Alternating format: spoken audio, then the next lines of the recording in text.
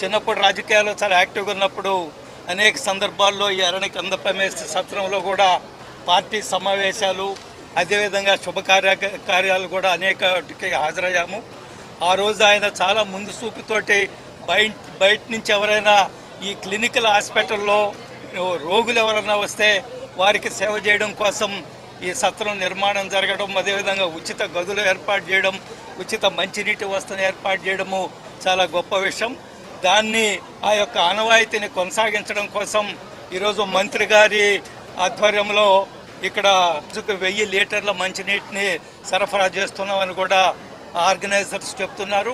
ఈ సందర్భంగా దేశంలో ఈరోజు పెద్ద ఎత్తున నరేంద్ర మోడీ గారి నాయకత్వంలో, ముఖ్యమంత్రి చంద్రబాబు నాయుడు గారి నాయకత్వంలో ప్రతి ఒక్కరికి పరిశుభ్రమైన నీరు అందాలా, అందుకోసం జేజేఎంఎన్ జల్ జీవన్ మిషన్ ప్రతి ఇంటికి పరిశుభ్రమైన నీరు అందించే కార్యక్రమం, అదేవిధంగా పబ్లిక్ కూడా ఎటువంటి ఇబ్బంది లేకుండా పరిశుభ్రమైన నీరుని అందించడం కోసం చేస్తున్న రాష్ట్ర ప్రభుత్వ కృషికి ప్రత్యేకంగా మంత్రి నారాయణ గారి నియోజకవర్గంలో ఇటువంటి గొప్ప పనులు జరగడం చాలా గొప్ప విషయం.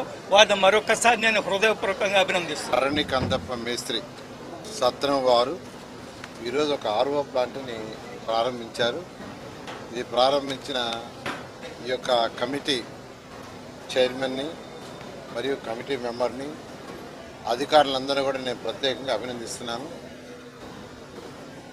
ఎందుకంటే ఈరోజు 3.5 లక్షల ఖర్చుతో గంటకి 1000 లీటర్లు, రోజుకి 5 లక్షల లీటర్లని స్వచ్ఛమైన వాటర్ని తయారు చేయగలిగిన ప్లాంట్ని పెట్టారు.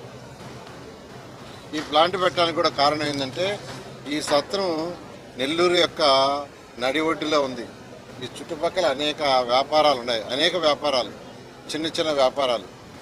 ఇక్కడ వస్తువులు కొనుక్కోవడానికి పల్లెటూరు నుంచి అనేక మంది వస్తుంటారు. ఈ యొక్క సరౌండింగ్ ఏరియాలో ఈ 4-5 స్ట్రీట్స్లో పెద్ద స్ట్రీట్స్ ఇక్కడికి వస్తువులు కొనుక్కోవడానికి అనేక మంది పక్కన విలేజ్ల నుంచి, పక్క కాన్స్టిట్యున్సీ నుంచి ఎంతోమంది వస్తుంటారు. అంతేకాకుండా ఇక్కడ ఒక కెమికల్ హాస్పిటల్ ఒకటి ఉంటాం. ఆ రోజుల్లో ఈ యొక్క అరణ్య కందప్ప గారు వారికి ఇక్కడెక్కడైతే హాస్పిటల్కి వస్తున్నారో వాళ్ళు ఇబ్బంది పడకూడదని ఇక్కడ వారు కొన్ని సత్రాలు కట్టి, కొన్ని రూములు కట్టి వాళ్ళకి ఇబ్బంది లేకుండా చేశారు.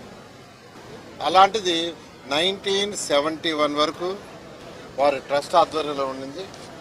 1972లో ఇది ఎండోమెంట్ డిపార్ట్మెంట్లో విలీనం చేసి ఈరోజు ప్రభుత్వం, ఎన్డీఏ ప్రభుత్వం యాక్చువల్గా దీన్ని ముందుకు తీసుకుపోతుంది.